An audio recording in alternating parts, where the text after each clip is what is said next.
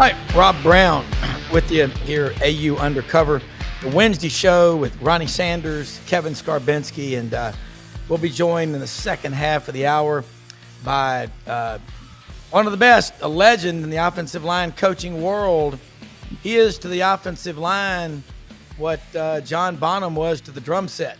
Rick Trickett will check in with us, and we'll talk with him. A lot of great stories. He is still coaching at Jacksonville State, so a lot to talk about. All right, kind of topics today. No doubt, activity in the transfer portal, football and basketball at Auburn. And right now, you got Chad Baker-Mazara. He's here. He's not. He did it last year, I've been told. I don't know if he's going to come back or not, but we've set the table. So, Kevin, I know he's fighting through some rough weather up there in Birmingham. But, Ronnie, we need to have the crawl at the bottom of the screen giving us the names of the players on the roster at that moment. Kind of, you see breaking news and stock quotes and stuff at the bottom of the screen. Let's do that for the football rosters. Right now, the roster, when we began the show, was this, and halfway through the show, it could be different. Kevin, I was talking about Chad Baker-Mazara. He's here and he's not. But it's not just Auburn, Denzel Aberdeen. See you, Florida. And it was reported this morning, Brendan said he had heard $2 million. I don't know what Chad's going to get, but the person that gets him has to pay Auburn back. Is that how this stuff works? Well, you're assuming that we have actual contracts and enforceable contracts, or schools are willing to hold athletes to contracts, which of course they should. And it does seem like the Empire's starting to strike back a little bit, with Tennessee refusing to renegotiate at the very end with Nico Iamaleava's father, representatives, advisors, whoever was counseling him. And now Arkansas, of course, Hunter Yurachek, their AD, put out that statement suggesting that they were certainly in favor of their collective, making sure that if they're due compensation from Madden Iamaleava, who's leaving there to go back to UCLA, who he spurned on signing day to sign with Arkansas, and spent the entire spring with them, and I guess he was ready to go back to the West Coast. So, look, that's the problem, is the sketchy nature, I think, of some of these contracts. But what's good for the goose should be good for the gander, and you've got to hold athletes, their representatives, their agents, family members, whoever, again, is advising them. You've got to hold them to the terms of the deal. And if you're a school and if you are not putting buyouts into these contracts, then you're foolish. Because for everyone who says, well, coaches can leave. They can leave after signing day. They do leave at times after signing. They can leave whenever they want. Yes, they can. But there are provisions in the contract to cover that. And if they leave, guess what? Someone pays a buyout typically to the school that they left, whether it's the coach himself, whether it is the new school that he's going to. So the contract covers those situations. That's what needs to be covered in these contracts with players. And players need to be held accountable. Yeah. Ronnie, that being said, contracts, we hear about money, but we don't know for fact any of it's true. Right. But coaches do have contracts with clauses in them. The players, the coaches can do it. Well, why are the coaches and the people that run this college football stuff, why aren't they saying, then by God, you're going to have a contract? You want the big money? You have a contract. I don't think they have the backbone or the spine to call for that. I think it depends on the school. I know some schools in particular are doing that. Others, I think look, as Kevin's pointed out, it's the wild, wild west right now. And everybody's kind of setting their own rules. I posted on our message board earlier today the outline for the House settlement and the changes that are proposed for NCAA legislation. But I think right now every school is different, and some schools are going to be more likely to hold kids accountable than others. And so I think a lot of these kids, if they get ready to walk out the door, they better get ready to pay. At least some of them, not all of them, but some of them. Yeah. Well, I mean, we're hearing like Kentucky's going to spend $20 million on basketball NIL. That's what allegedly Ohio State did, Kevin, for their football team. I'm not. First of all, I am not buying the $20 million figure for Kentucky basketball's roster for next year. Yeah. I'm just not. And again, this is a part of the problem. These numbers get thrown around, whether they're valid or not, or we don't know exactly where they're coming from in each case. And in some cases, it could be an agent or agents trying to pump up the value of their players. So the next time it's renegotiation time, which could be next week, you never know, they could try to squeeze even more money out of these deals. So, yeah, I'm not sure I'm buying the $20 million from Kentucky. Yeah. And look, you mentioned Chad Baker-Mazara. If the stories that Jeff Goodman from the Field of 68 was reporting earlier today, and I've heard something along those lines, that he already had a deal signed with Auburn for next year. He was not happy because the player they brought in from Central Florida allegedly was being paid more than he was. So he said, I need more. Auburn said, okay, we'll give you a little bit more. We're not going to give you as much as the other guy. And he said, that's not enough. So he went in search of more money elsewhere and put his name in the portal. And we'll see where he ends up. I know Arkansas has been mentioned, Kentucky, but Providence is another school that's been mentioned prominently that may be interested in bringing him in. And they brought in a whole bunch of new players. So we'll see where he ends up. But I don't know if there's an avenue for him to go back to Auburn, but that may be the best deal possible, because if Auburn holds him to what I was told were buyout provisions in his contract, he may be paying the Tigers back some money if they elect to hold him to that. Yeah. If he does go elsewhere. And if somebody wants to pay his buyout for him, then those dollars have to be grossed up too, because that's considered income. So you're grossing that up. It's going to be a lot. Whatever the buyout is, it's going to be a lot more than what it says on paper. He's already in the 38.6 bracket. I mean, and Nico, you remember when Nico and his brother, golly, Tweedledee and Tweedledum. I mean, 13.25% state income tax. That will take a bite out of your ass. And that's what they're doing. They are forfeiting that money by going home to a program that's in dire financial trouble. That's why they joined the Big Ten. It's just crazy. All right, got to ask you about football. Auburn seems to keep who they want to keep in football. Knowing what we know now, I don't blame Bo Nix. I don't know how he stayed in the same room with Browne Harsin. But name me a player Auburn really wants that they've lost in football. Anybody? The kid that flipped to Oregon offered. No, I'm talking about that was already on the team. They've lost through the portal. Oh, yeah. Sorry about that. Yeah, well, Bo Nix would certainly top the list, and obviously the head coach may have thought he didn't really care whether he stayed or left. One of the reasons he's no longer the head coach. Yeah. But and one of the reasons Cal is now having issues with its roster since he became the offensive coordinator there. Yeah. Not a coincidence from anyone who's familiar with his experience at Auburn or his behavior, his attitude, etc. Yeah. But certainly Bo Nix. I think even though Auburn, I will say this, if you guys remember, Bo Nix at Auburn was not Bo Nix at Oregon. No. Or Bo Nix with the Denver Broncos as a rookie last year. He certainly improved and got better, but he was in turmoil. He was in a case where head coaches were changing, coordinators were changing, the roster was changing. Yeah. So he was not put in the best position to succeed at Auburn. But there was a lot of, you guys know, there were a lot of mixed feelings, I think, among the fans about Bo and what his ceiling was. How high could he go? How high could he lift the team? Yeah. But there were certainly factors there he could not overcome. Yeah, and you look at this spring so far. Well, I mean, back even in the fall, Walker White left. He'll go to Baylor.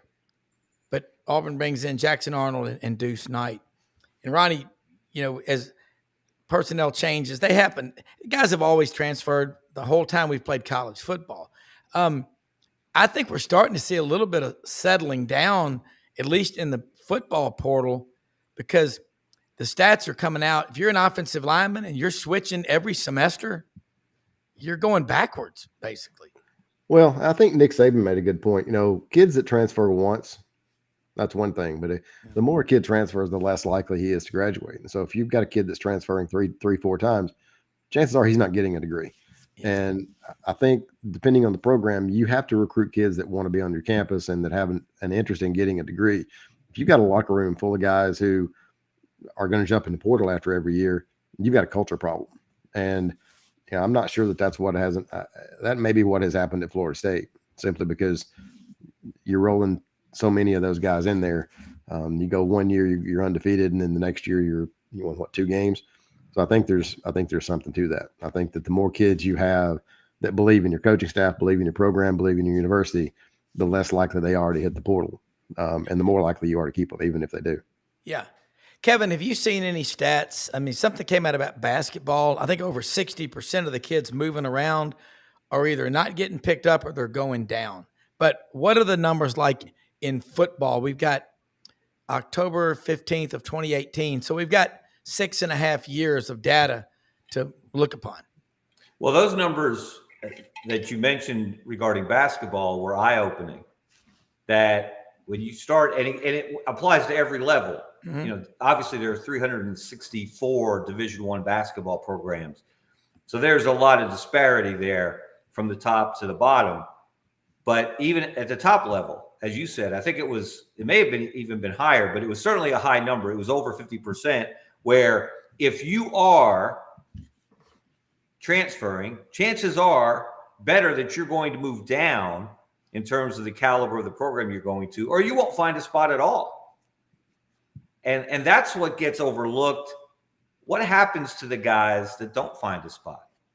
What happens to the guys that had stars in their eyes? I heard a story yesterday about a mid-major program, and one of the players went to the coach and said, look, I got an offer from another school. He hadn't even put his name in the portal yet. He got an offer from another school, and it was more money than that school was going to pay him, his current school, or could pay him, could even afford to pay him. And the coach said, look, we want you to stay. You have a role on this team. I can't pay you any more money. But be careful of the deal you sign or you agree to, or if it's a verbal agreement, that those are certainly red flags. And the player went ahead and left. And after the season, he came back to the coach and said, Coach, you were absolutely right. They had offered me this number, and this was, again, now we're not talking high major here, but this was, they offered me 50, ended up paying me only 5, told me I'd compete for a starting job. I got very few snaps. I never really felt like I got the opportunity to compete. So everything his head coach at his former school had warned him about, the negative, had come true. And we don't hear enough about those stories. Yeah. We've got, we've got Rick Trickett coming up next, for those that are watching live and didn't hear, but, I think he's dealing with some of the same things at Jacksonville State. He's got some players that are either in the portal, ready to hit the portal, and you're recruiting against bigger name schools with more money. And, it's a tough deal. I mean, for these mid majors, they're getting rated every year. And, some of them really need to take a step back and look and see, make sure that your actual agent, a lot of these guys who don't have any training at all, make sure that they're taking care. Make sure you've got somebody that can actually represent you and is looking at those contracts. I want to throw a parallel out for everybody. Look at baseball. When we were all growing up, lots of kids in high school took the $250,000 and went to the minor leagues. And 5 or 6 years later, bad, cheap motel stays, bus rides, not making much money, collecting a lot of gold chains. They're coming back to college. And you're finding out that 3 years that you do when you sign a scholarship in college baseball, you got to play at least 3 years before you can go pro. Now, you can switch schools. We know that because of the portal. But look what has happened with college baseball and the quality and the number of SEC players that are going to the majors. Why doesn't college football try to follow a similar path? Because, I tell you, the stark contrast is there's only been one SEC baseball player ever make it to the Major League Baseball Hall of Fame in Cooperstown. The big hurt, Frank Thomas from Brookstone in Columbus. So why not do it in football? Well, in football, unless something's changed, Kevin, correct me if I'm wrong, but I used to, and I assume it's still the case, you've got to be out of high school for at least 2 years. And so, one example is when we were at Florida, we signed Channing Crowder, and he was hurt. I think he tore his ACL in high school, had an injury in high school, and we didn't have him report until the following spring. So technically he only played 1 year, but was 2 years out of high school. So when we were fired, and they brought in Urban, Channing left and went to the NFL. Actually was drafted by the Dolphins and played for Nick Saban. So I believe you've got to be out of be out of high school 2 years before they can draft you in the NFL. Yeah, I thought it was 3. I thought it was 3 for football. Maybe it as is well. 3. Maybe I think it's 3 for football. I don't think that's changed. I think that's still the same. Well, forgive me, it's been 20 years. So yeah, he was a heck of a player, though. Channing Crowder certainly was. Yeah, I'll tell you what, though, Rod, that's an interesting point you make about college baseball. I had a long conversation with Paul Maneri when he was in between his LSU and now South Carolina stints, when it seemed like he was retired. He said it was the greatest recruiting pitch you could imagine. He would go to these high school kids, and of course LSU's recruiting in baseball, the elite of the elite, and say, okay, how do you want to spend your next 3 years? You want to ride a bus on road trips, or you want to fly in a nice plane?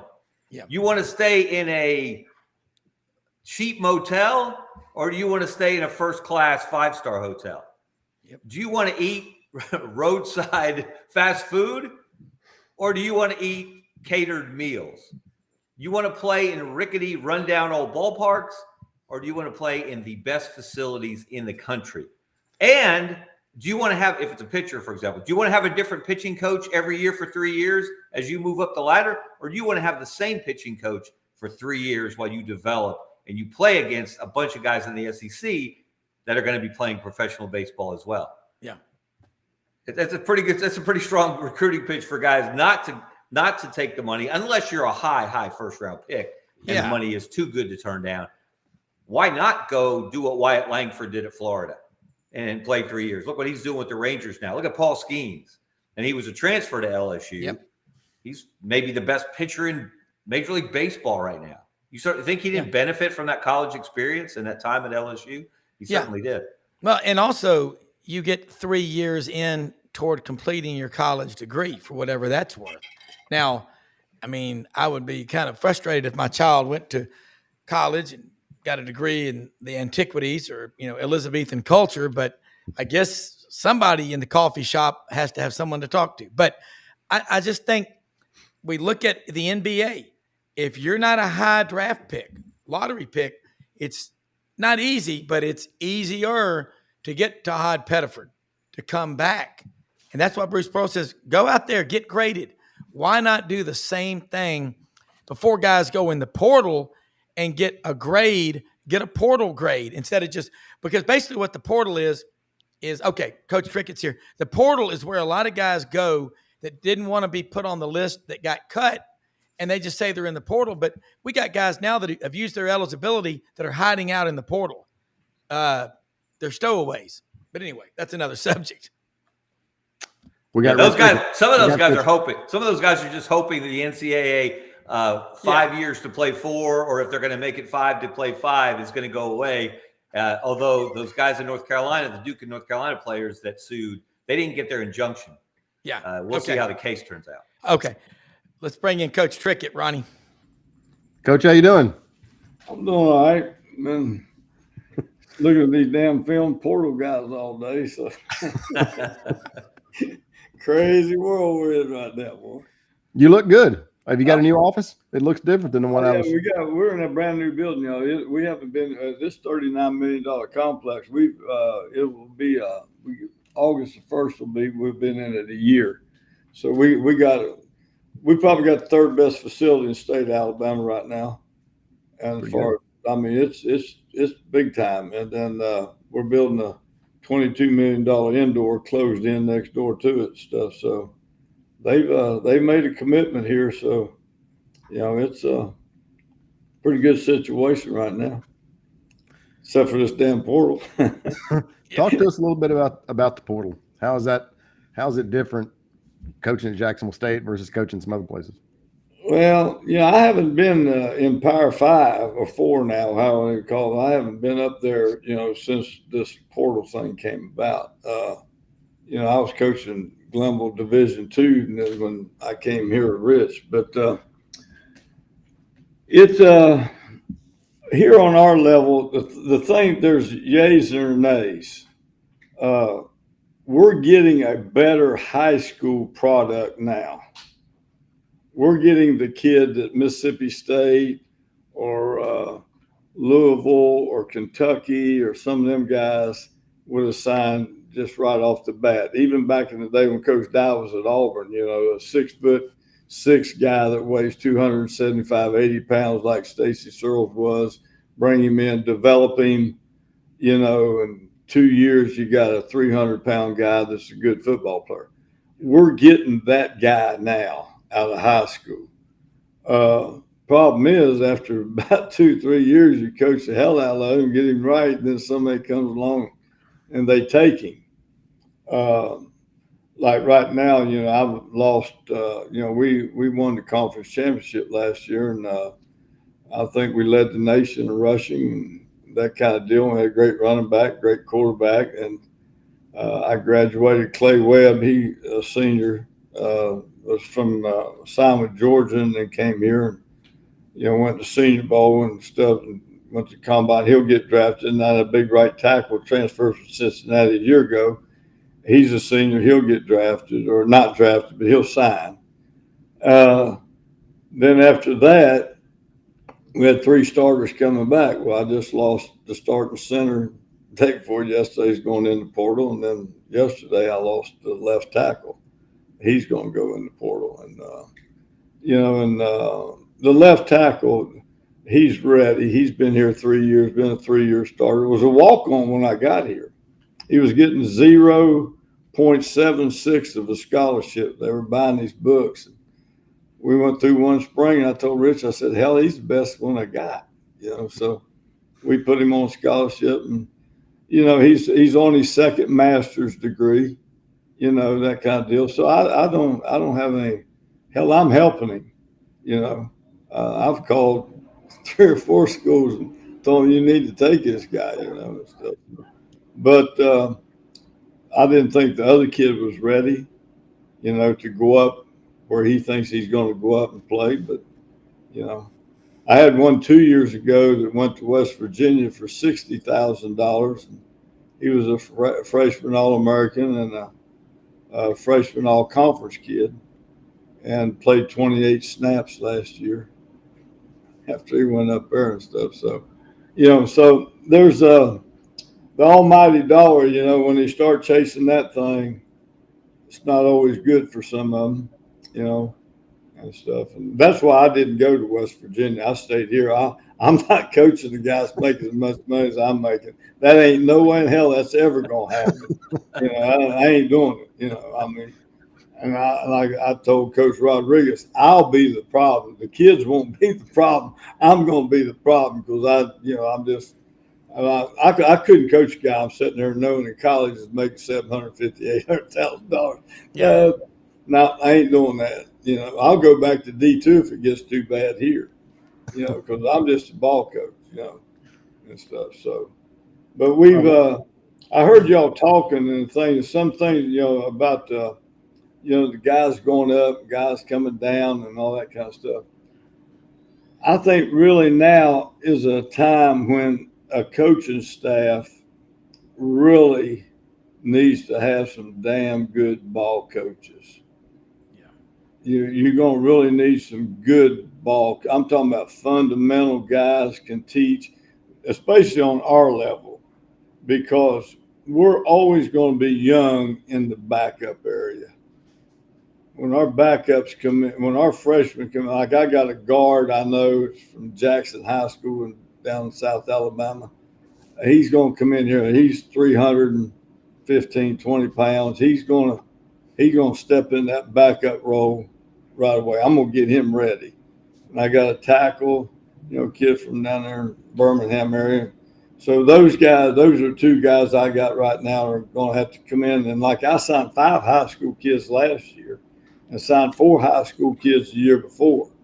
So I don't want to be living by the portal. I don't want to have to go out there and get me 5 guys out of the portal that I've got to make a living with. I got 2 this year, one 6'5", 320, and another kid 6'3", 305. And, I'll take those 2 guys and plug in a couple spots, just like we used to do with junior college guys, But I don't think you can make a living just portal every year. Yeah. Well, Rick, especially coaching the position that you coach, we know the importance of continuity, keeping guys together, growing guys together so they know each other. How much harder does that make your job in achieving that and getting a group that plays like one unit? Well, it's been a little bit different. The thing that happened to me this spring, all my older leadership went out the door. They graduated, so I had a bunch of young ones here. So I was having to lead. You know what I mean? And so when that happens, we kind of go back to the old Paris Island kind of routine. When I got to lead, their ass is in trouble. So, so we kind of got them. I got a good solid group. We had one couldn't take it, and one he moved on. This kind of deal stuff. But the 10 I've got or the 12 guys I've got right now, we're ready to go to war with them. Matter of fact, the one of the guys that left the center position, I've got a kid that was a walk-on that we awarded a scholarship to halfway through spring ball, and I've coached 3 guys that have won the Remington Award, and this kid's got as much ability, and he's quicker than any of them I've ever coached and stuff. So I told Coach Kelly, and he was talking about the one leaving. I said, hell, I ain't worried. I said, we got a better one waiting in the wings and stuff, but he hadn't played. He's going to be inexperienced, and I can give him everything but the experience, and I can't give him that. But talent-wise, hell, I ain't even flinching on that. I mean, this old boy now, he's got me fired up. I'm excited, As far as that portal thing, all it does is piss me off, make me want to be a better coach. So, I told somebody the other day that I said they done me hot now. I'm gonna do the best coaching job I've ever done. You gotta approach it that way, or you'll let it eat you up. I talked to line coaches today, asking them about the kid they had, and most of them are up in Power 4. Everybody's bitching. Everybody's complaining, but the quarterback left Tennessee. And all I know is some of us guys that are out there in the coaching world, somebody took him, If you don't like it, why are you taking them? Why do we keep doing it? If all the college coaches just said, hell, we ain't doing it no more, the kids wouldn't have nowhere to go. It'd all be over with. But that ain't going to happen. Talk a little bit about, you didn't go to West Virginia, but another Trickett did. So I don't know how many people listening know you've got 3 sons in football. Tell the audience about them. I know you're proud of them. Well, Travis, he went with Coach Rodriguez up there. He's the senior assistant, manages the offense, puts everything together for Rich and everything.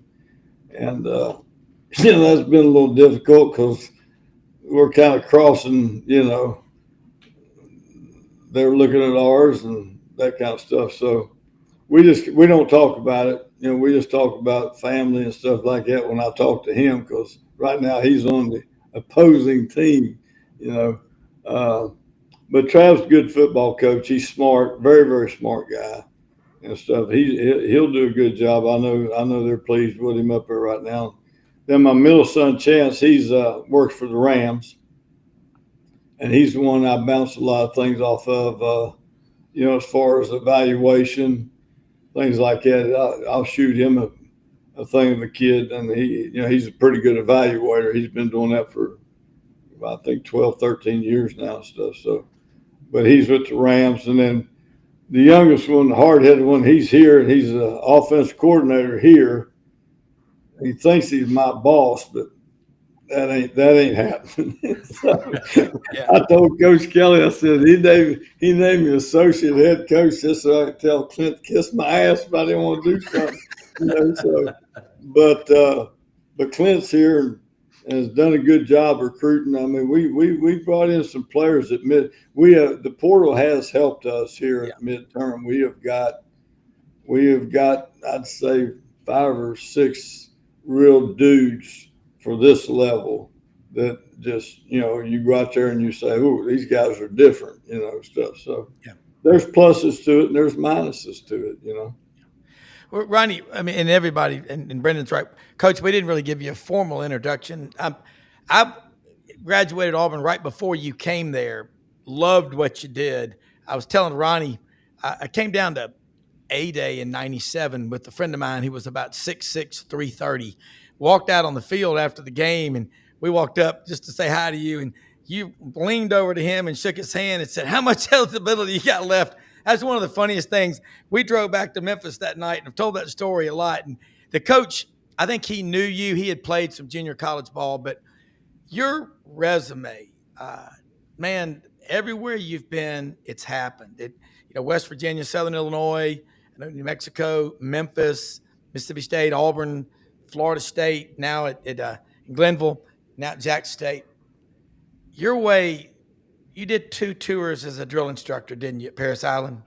No, I was never a drill instructor. I went there and I got the effects from the drill. Yeah, I was going to say because I just went from Paris Island straight to Vietnam. I mean, I went through Paris Island. I went home for 2 weeks. They sent my ass a case on. So, all right, my brother-in-law is watching right now. He did 26 years in the Corps, and a lot of people got a ton of respect for you. And I love the way you do it, and I love the way you don't hold back. And I think kids today I've got 4 of them. They're starved for that kind of tough coaching, man. And I think a lot of coaches, they're getting out, and I applaud you and got a ton of respect for you for staying in, because football needs more coaches like you. I think everybody has to be their own personality. Yeah. Dante Scarnecchia, I was talking to him the other morning, and we just watched a video today where Matt Light and Dante was wearing him out up there and stuff, and they said, if you're an offensive lineman, you got a 5'7", 160-pound offensive line coach screaming at you, and you're worried about him, you're going to have a long day of bedrock when you get out on that field.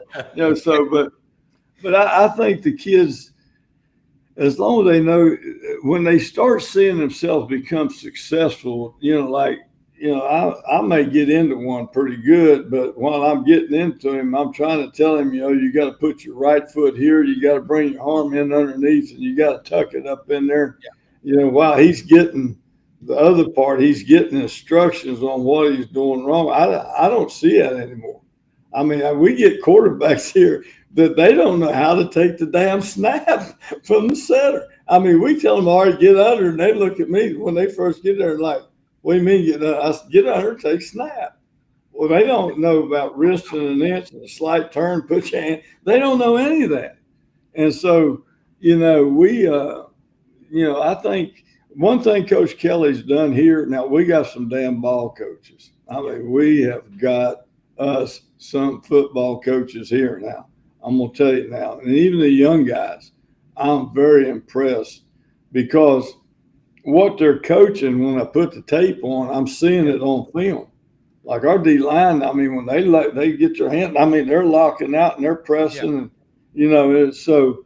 You don't see it all the time. I mean, I don't see it on film at anybody. We play a lot of teams, and I think one thing I think the difference and helped us win and has helped us win everywhere we've gone is that we are going to get after your ass in that offensive line. I'm talking about now, and they either got to fear them or get fear coming over to the sideline. So, like. I talked to Will Friend this morning. He was calling about one of my players, and he's at North Carolina.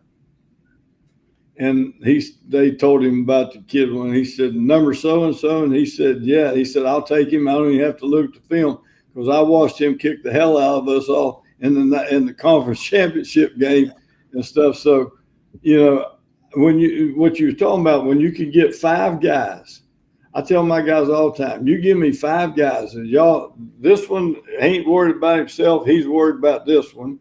And this one, he's worried about this one. And they all worried about each other, not worried about themselves. And we go out there and play hard and get after 5 guys. We ain't going to get beat. And if we do, we're going to be hard to beat because we're going to get after you, and we're going to get after it for 60 minutes. Yeah. And so I think that's been a big part. Because a lot of kids right now, they're not real tough. A lot of them, they're not real tough. And when they get through here, they're pretty saucered and bloated when they get done here. So when we go play people, they're expecting an ass whipping. I mean, it's going to be a 15-round fight.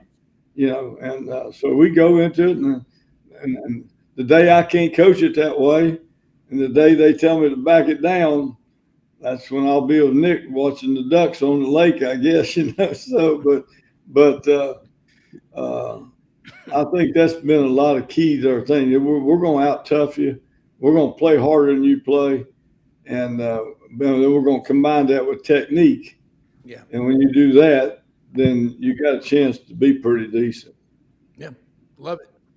You talked about being on having good coaches. I know you and I were on 2 staffs together. What's the best coaching staff you've been on? At LSU staff and the Auburn staff were pretty good. Yeah. And the Florida State staff. Yeah, it's hard to pick.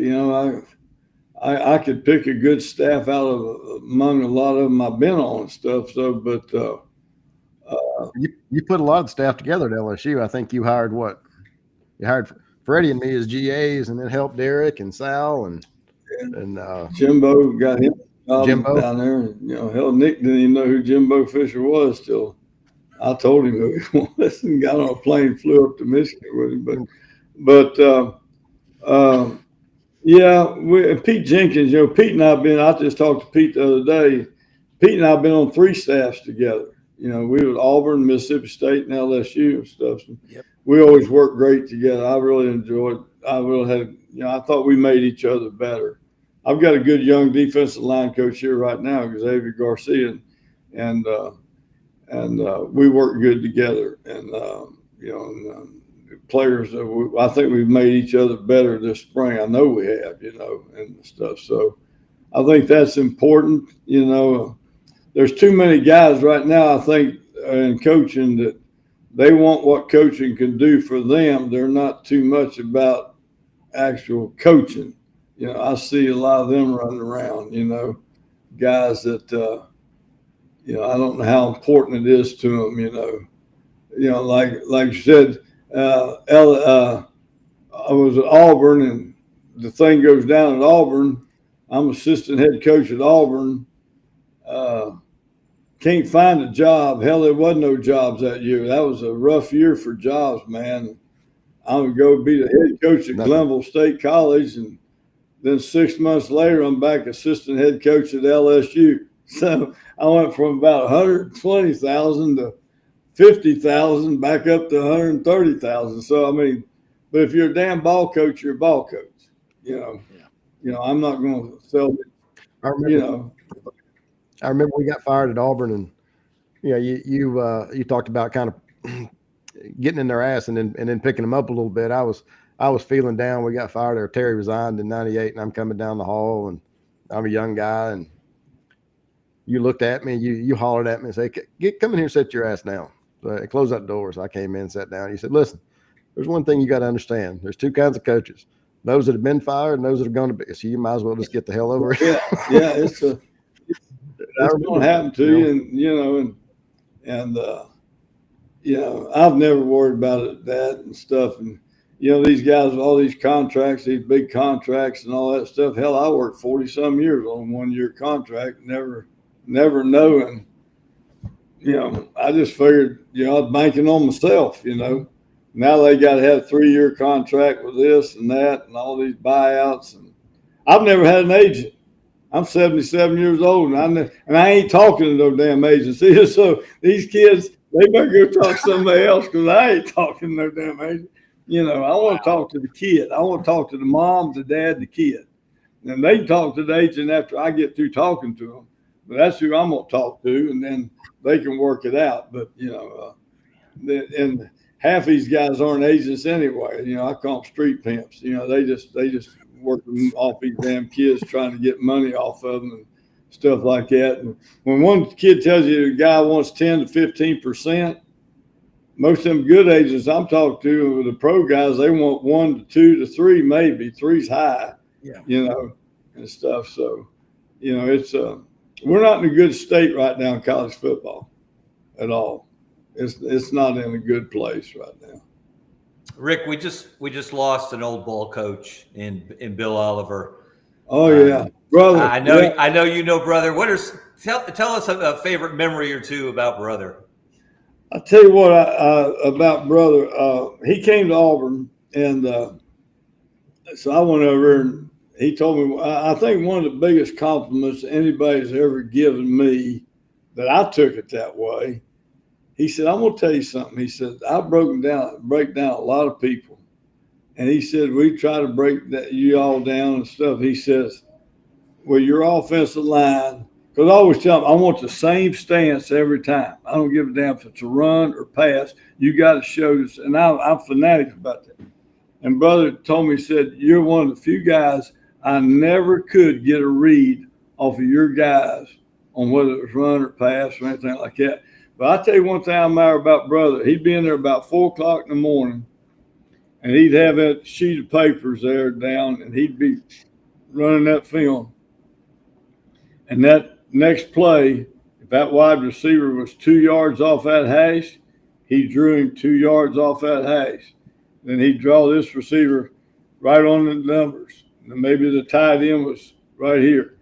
And by the time he broke, and he just draw them up, he drew up every play, he drew it up, the formation. Well, when he got up drawing up in formations, well, when the game came, and they lined up. As soon as he saw that one wide receiver 2 yards outside, hell, he knew what was coming. I mean, he did it, and it took him hours. Now, I'm talking about he'd be in there from 4 till 9 or 10 in the morning, just getting ready for the meeting and stuff like that.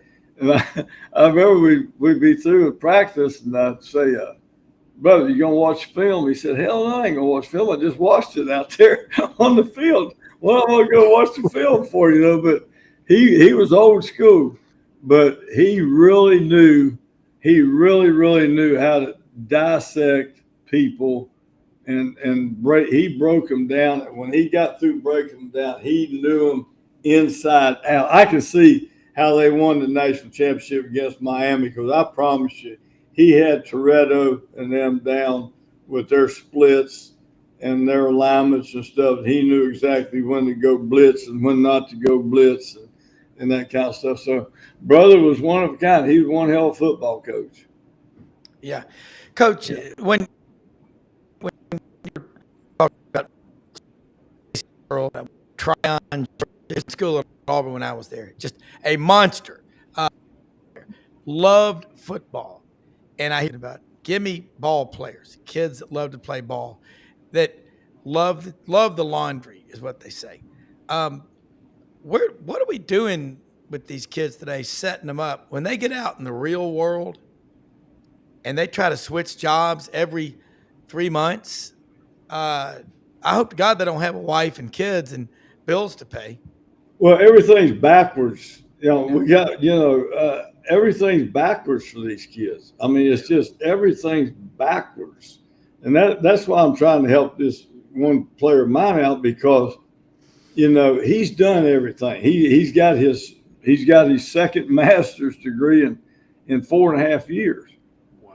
The second master's he's working on.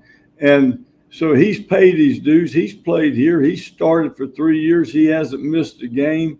Boom, boom, boom. So, for him to go get set up, if he makes it to the league, fine. If he doesn't, then he got something to get maybe started on. But he'll be successful no matter what he does. He's graduate. He's got his degree. That poor guy that's in his fourth school that hasn't even graduated yet, that's been living off of $200,000 or $300,000 a year for maybe 2 years, 2.5 years, or whatever he's doing, and he don't make the league, he don't get in the NFL, he's got to go get a job for $75,000, maybe $80,000 a year. Yeah.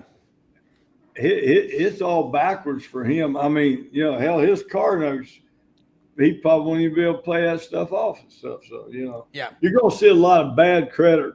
You're going to see a lot of college athletes with bad credit lines. I'm talking about horrible credit lines in the next 5-6 years of their life.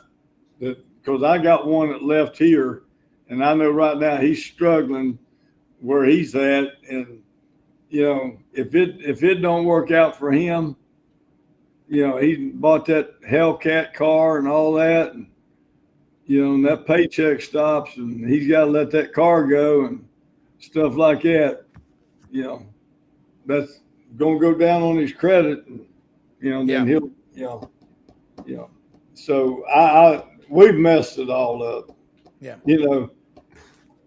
They took the NCAA 5 years ago. Y'all figure out the best way you can totally destroy college football. You figure it out. Just figure out the best way you could do whatever you could dream up. Boy, they hit the damn nail right on the head. Boom. So scary. Before we let you go, I've talked to Travis a lot about, he says West Virginia and Auburn are home. You spent 6 years with your family in Auburn. Since we're on an Auburn show, talk a little bit about Auburn and what it was like coaching there. I got the first 3 years I was there, it was great. The last couple weren't very good, but Auburn's special. Auburn's a special place. Matter of fact, I've got a niece, a nephew that's got a daughter that's graduating from high school, and they came down to our house in Florida and for spring break, and they were down there. She was going to go visit Clemson and the University of Alabama and a couple of places, Florida State. She's a really, really smart girl and stuff.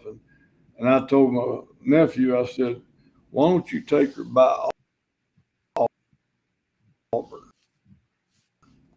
I said, it's just on your way. And she's made full total application, not that interested in Clemson anymore. She's not going to go to Alabama. And she fell in love with Auburn. Yeah. She fell in love with the campus, the people she met, stuff like that. So Auburn's a special place. It really is. My kids, they love living there. I mean, they loved it. And, and I enjoyed it. I enjoyed Coach Dye. He was, he had just finished up, and I got to know him real well. And I really enjoyed going out there on the farm, riding around with him and that, gator he had, and talking football and stuff. So I got some real good memories of Auburn, and Terry, we started out, like a ball of fire, and stuff and things. Maybe started out too good, but, and then West Virginia, it was home. I've been there twice. I was there in the 70s. Matter of fact, Nick and I was there the last 77 and 78. Nick and I were on the staff together there. Two young coaches. We both had black hair and long hair and sideburns. We were dudes back then, just a couple guys looking to go out and recruit and sign a couple of players and coach the hell out of them.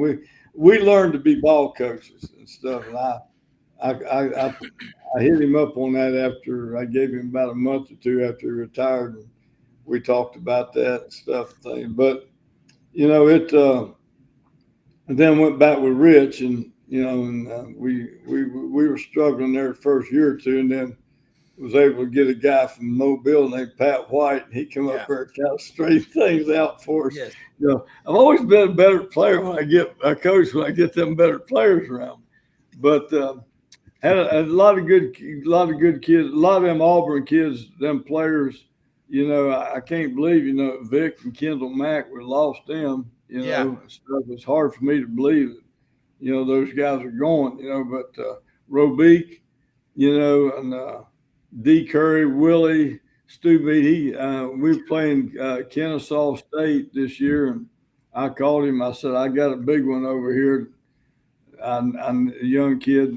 I said, I need you to come over and talk to him if you can, you know, kind of help him a little bit and stuff. And Willie drove over, came over and visited with the players and talked to them day before the game, and that kind of stuff. So, you know, Jason Taylor, you know, I still stay in touch with those guys. And so there's a lot of them Auburn guys. Leonard Thomas, I told Leonard, I said, I could never put no weight on you. Now I looked at you and all the weight to Willie and them lost. Leonard gave it. Leonard's down in Montgomery, him and Geno James stuff. So, I mean, you know, we had a lot of good ball players now. I mean, I had a lot of NFL guys there, man. I mean, a lot of Kendall Simmons. I mean, a lot of, you know, I coached against Kendall last year and beat his ass too. So, but, you know, he was across the field and we talked before the game and stuff and after the game and things. But it's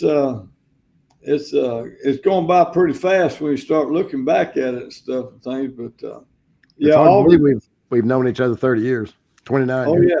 Yeah.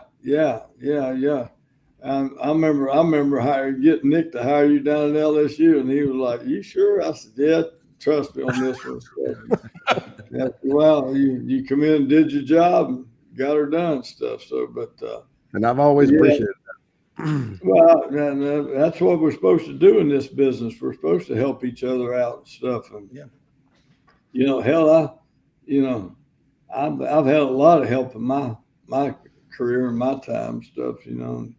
Different guys and stuff. I know that Freddie and I, we still talk from time to time. We still. I talked to Freddie today. He's gonna call me tonight. They're after my kid pretty hard, you know. And you know, hell, I hired Freddie at Glenville. I got one quick Freddie story.